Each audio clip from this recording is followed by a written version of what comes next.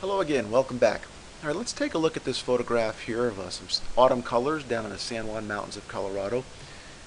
In this particular image, I think that it would probably improve it to bring this area down here just down a touch in tone, and then also to lighten this area here. So I want to darken down here and lighten up here. We can use our dodge and burn tools over here on the toolbar, but I don't think they work as well as another procedure I'm about to show you. So let me walk you through this procedure. We're going to come down here and click on Create a New Layer while at the same time holding the Alt key down.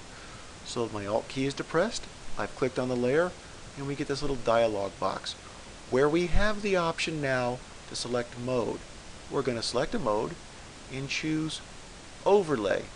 Notice that when we choose Overlay, this option here becomes active and we can click on it, and now when we create our new layer by clicking OK, we're going to fill it with a neutral 50% gray.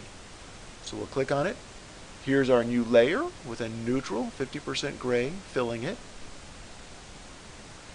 As we learned in our previous lesson, if I darken just a little bit from this, I will start to darken that area of the image. Or if I lighten somewhere on this layer just a little bit, I will lighten somewhere in the image. To go about lightening and darkening this particular layer, we will use our brush tool. I'm going to hit B for brush. And notice with our brush tool we have our active color now is black. And if we paint right now with opacity of 100, we're going to really darken things.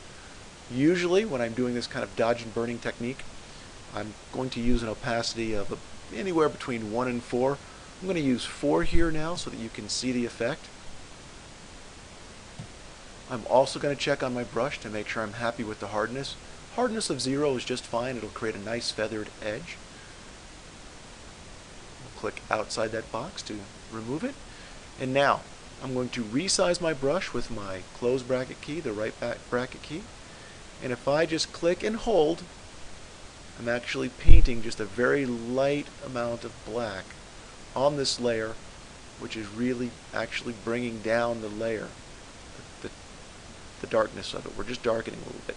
If we toggle it on and off, we can see a small effect. I'd like the effect right through here to be a little bit darker yet. I don't have to go to the other side of the fence anymore, but maybe right in there a little bit. And maybe just one more time right through here. So I'm multiple passes here, clicking and painting. And we'll notice over here on our thumbnail that the bottom portion of it has become a little bit darker, with this bottom corner here being the darkest of all. If we toggle this on and off, we'll see that we have darkened that down. It's just not quite so bright. Now I want to do something up here, maybe lighten up in here and lighten this mountain. It seems a little dark. To do that, I'm going to switch my color, my foreground background colors, go to white. I still want to leave the opacity and the hardness alone, but I want a little smaller brush size, so I'm going to use my open bracket key, the left key, and size it down. And now I'm going to start to paint the area where I want it to go a little bit lighter.